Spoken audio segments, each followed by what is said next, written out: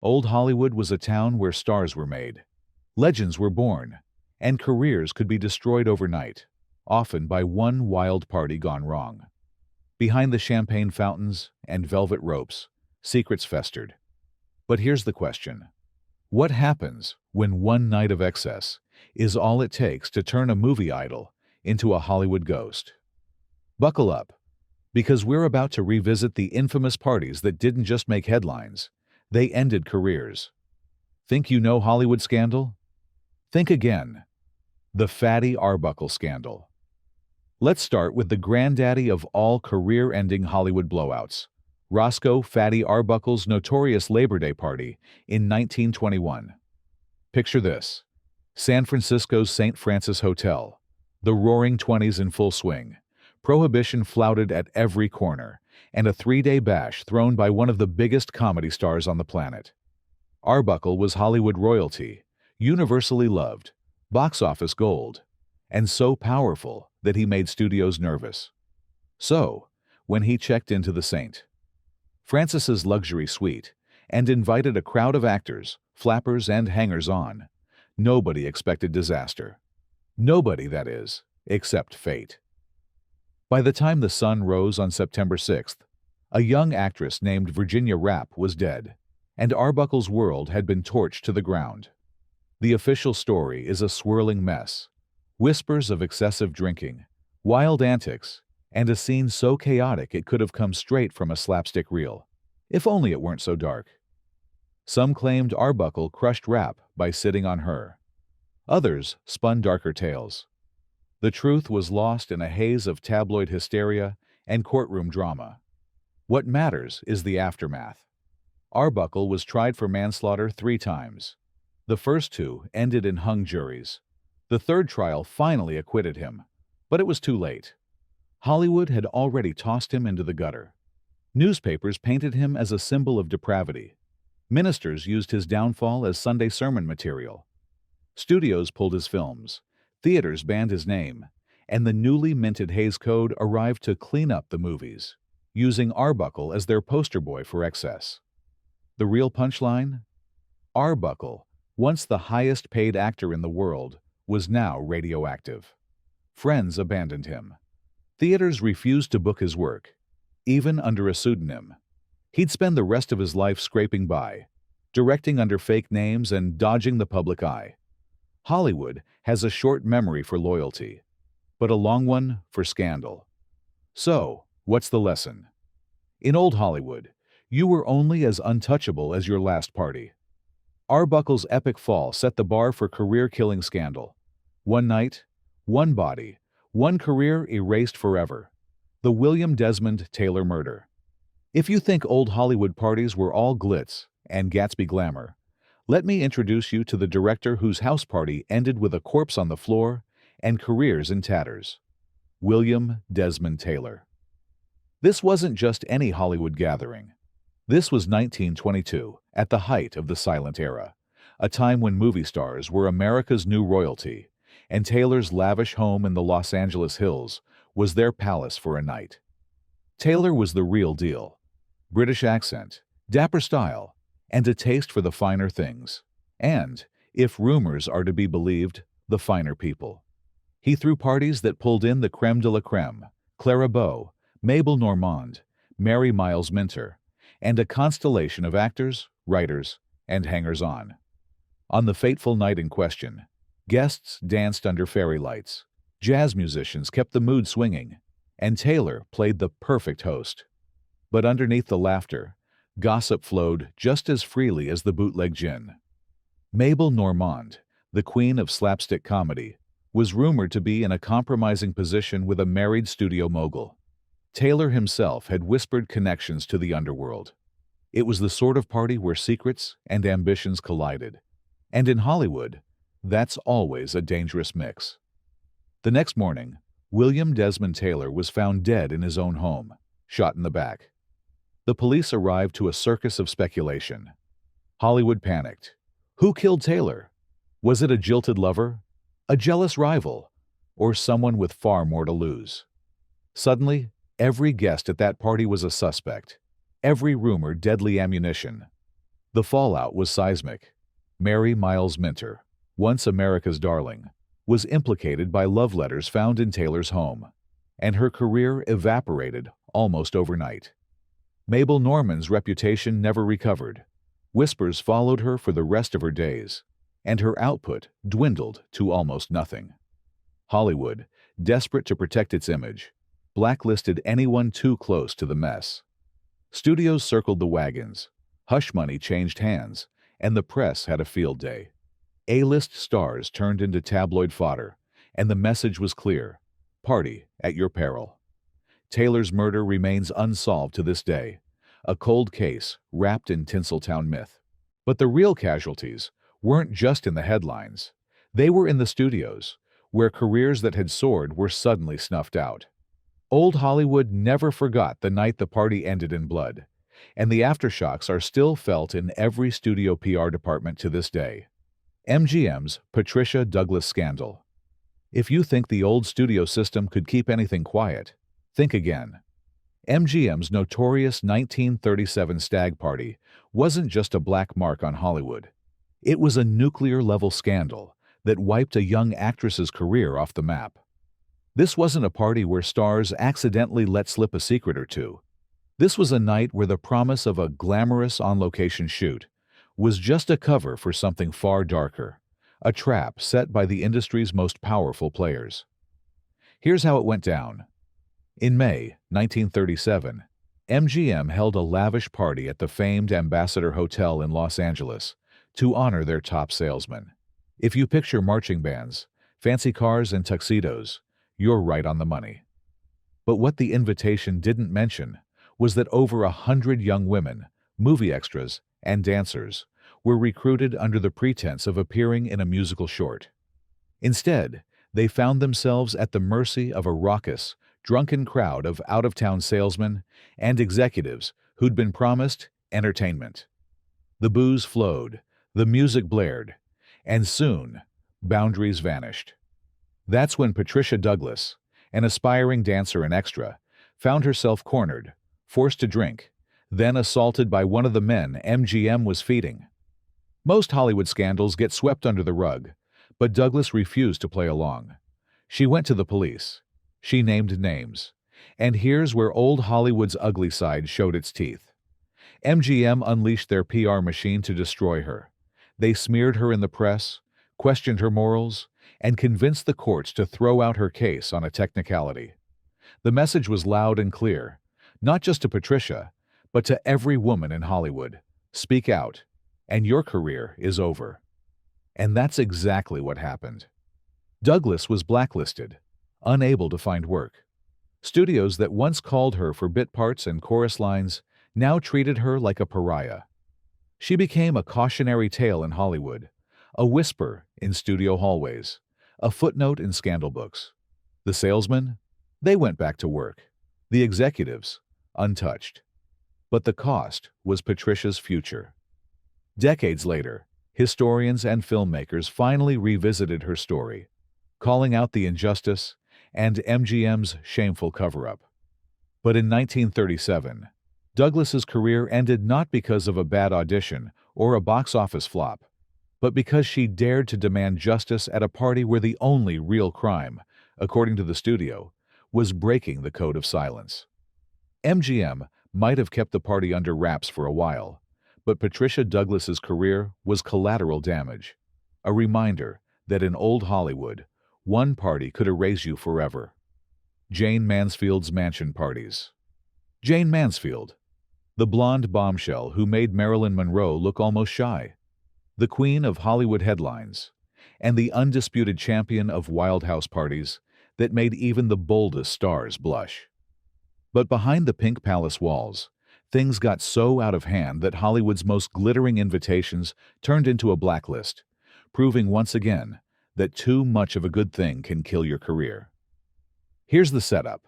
Mansfield's Pink Palace in the Hollywood Hills wasn't just a home, it was an institution, a shrine to over-the-top excess with a heart-shaped pool and a steady stream of A-listers, rock stars, politicians, and, yes, even rumored lovers from the Kennedy clan.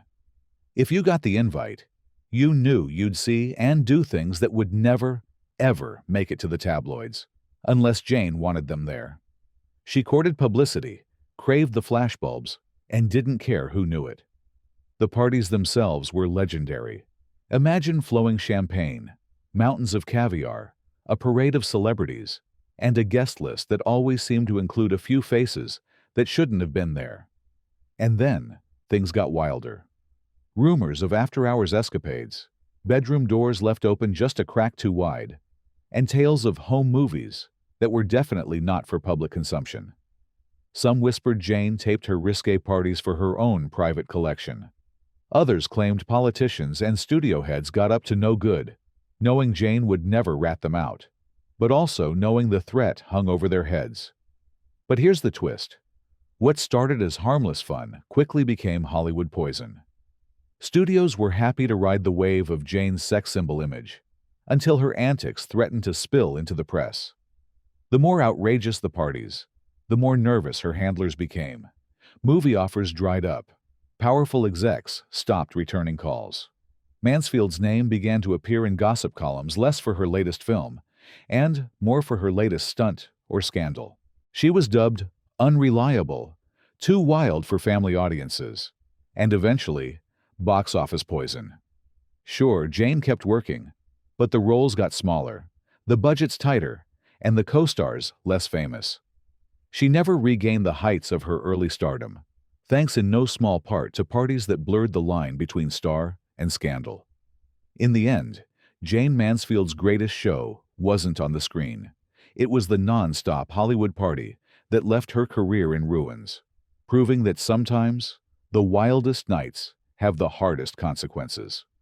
The Garden of Allah. Let's talk about a party pad so infamous. Even Hollywood veterans still whisper about it. The Garden of Allah.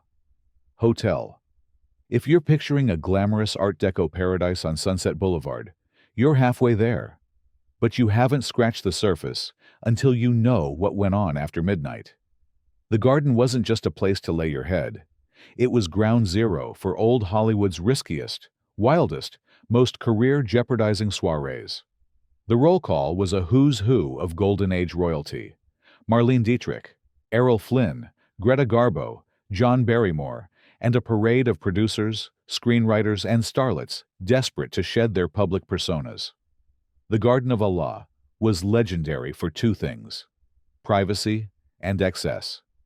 And that, in the 1930s and 1940s, Hollywood was a combination as dangerous as it was seductive. Now, this wasn't just about a little too much champagne or dancing on the tables.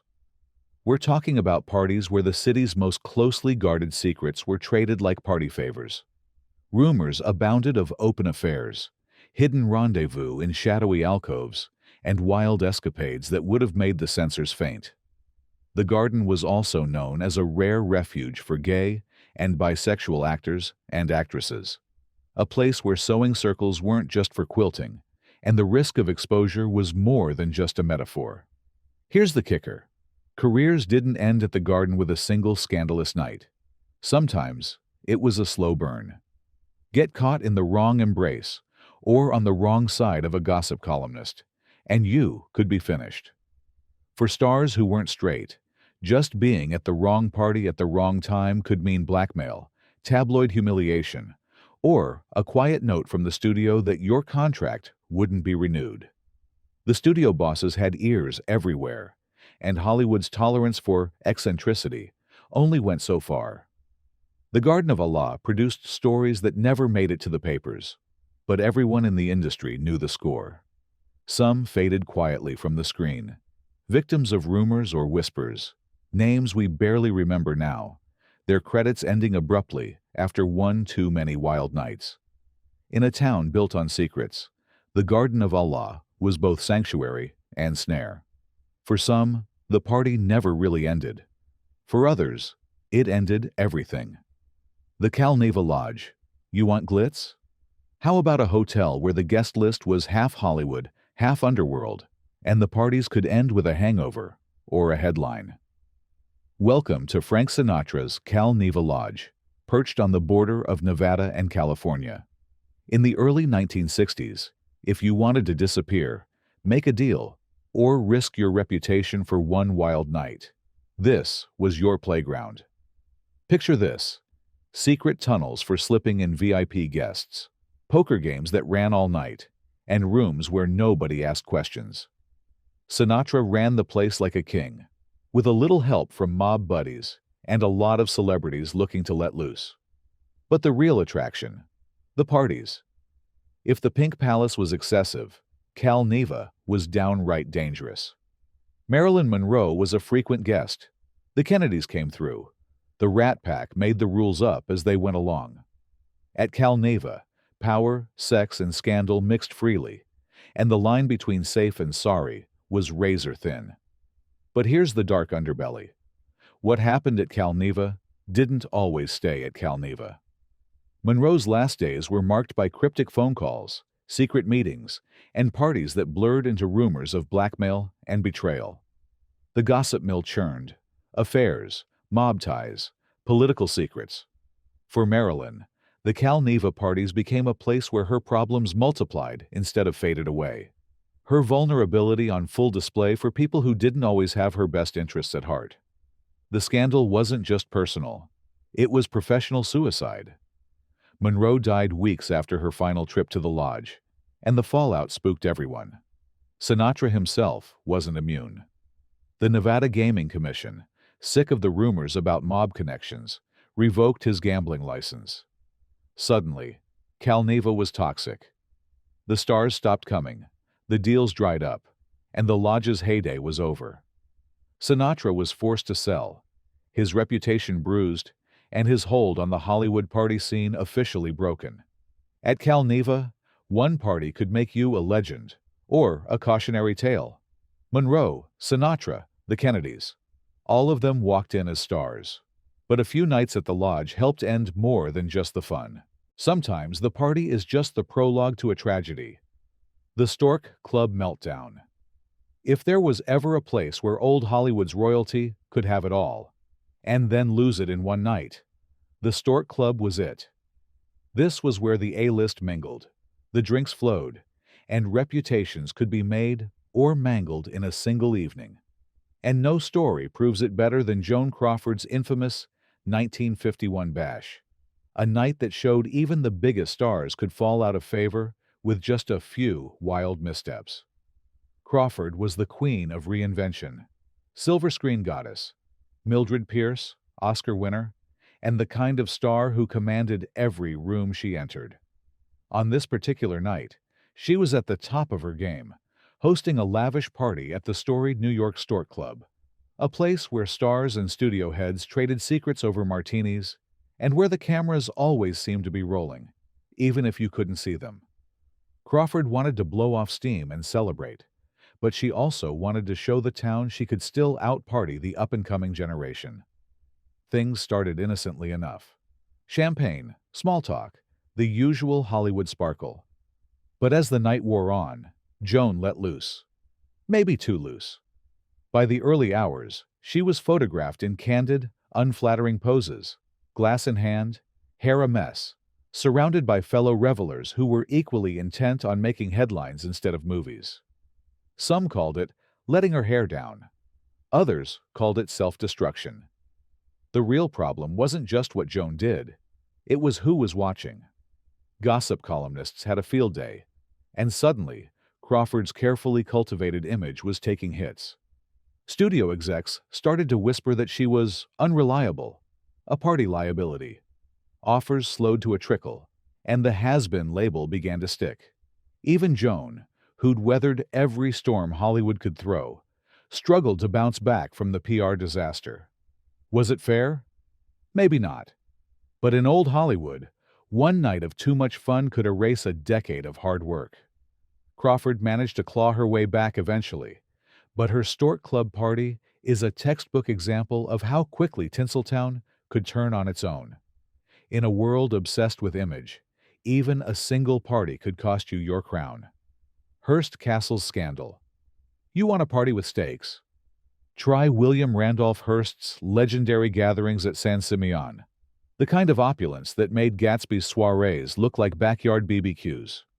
Hearst Castle was the ultimate Hollywood playground in the 1930s. Sweeping views, private zoos, secret tunnels, and a guest list that ranged from movie moguls to starlets who'd do anything to stay in the headlines. But beneath the marble and gold, one party in particular showed just how fast fortunes could flip when ego, jealousy, and a loaded pistol collided.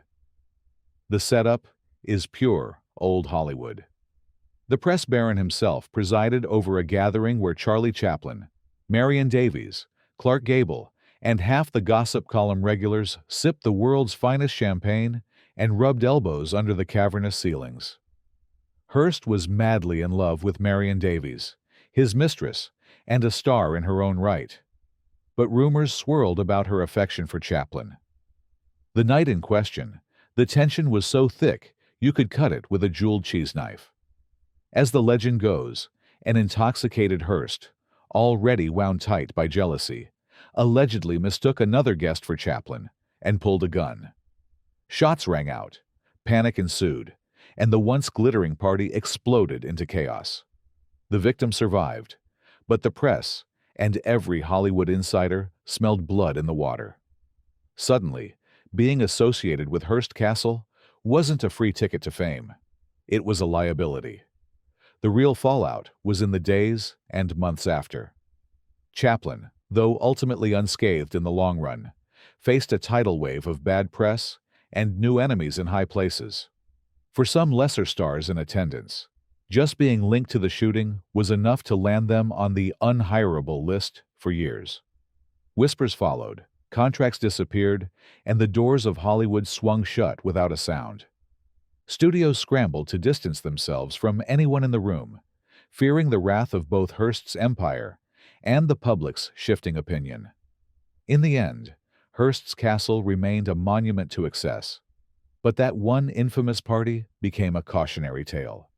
No matter how rich, powerful, or well-connected you were, a single moment of madness could haunt your career forever. When the brightest lights in Hollywood flickered, everyone saw the shadows. Errol Flynn's Animal House. If you're searching for the original Hollywood bad boy, look no further than Errol Flynn, matinee idol, swashbuckler, and the man whose house parties turned wild into an art form. Flynn's Spanish-style mansion wasn't just an address. It was ground zero for a weekly bacchanal that made the town blush and, eventually, brought the curtain down on more than one career, starting with his own. Flynn was famous for his charisma, quick wit, and a thirst for adventure that didn't end on set. Every Friday night, Hollywood's boldest names, Clark Gable, David Niven, Olivia de Havilland, would file through Flynn's ornate doors, knowing full well they'd be stepping into a world where the rules simply didn't apply. Top-shelf liquor flowed, jazz music echoed through the hidden alcoves, and nobody looked at their watches. Guests let go of inhibitions, and the stories became legend. But here's the thing. What happened at Flynn's place didn't always stay there. For every night of laughter and harmless debauchery, there were whispers of darker escapades, hidden affairs, fights, and behavior that skirted or flat out broke the law. One week, it was the press sniffing around for details on underage guests. Next, it was studio fixers working overtime to erase evidence or pay off witnesses. Flynn himself faced several court cases, one especially notorious trial for statutory rape, which, while ending in acquittal, left his reputation battered beyond repair. The collateral damage was everywhere. Some young stars who partied at Flynn's mansion found themselves quietly blacklisted, contracts evaporating as studios sought to dodge even a whiff of scandal. Others became tabloid fodder, their rising careers snuffed out before they could take off. Even Flynn, once the king of the swashbucklers, saw his offers dwindle. He became as famous for his courtroom appearances and wild nights as for his movies. In the end, Errol Flynn's parties weren't just a footnote. They were the plot twist that cost him and many others their place in Hollywood's golden circle. Old Hollywood might forgive a lot, but it never forgot. If you danced too close to the edge, eventually, the party ended, and you might find yourself outside, looking in. And there you have it, old Hollywood, where the parties were wild, but the consequences could be brutal. All it took was one wrong move, one night too far, and even legends could be erased from the marquee. So, which of these scandals shocked you the most? Would you have survived a night at the Garden of Allah? Drop your thoughts in the comments, hit subscribe for more behind-the-scenes Hollywood tales, and remember, in Tinseltown, the real drama always starts after midnight.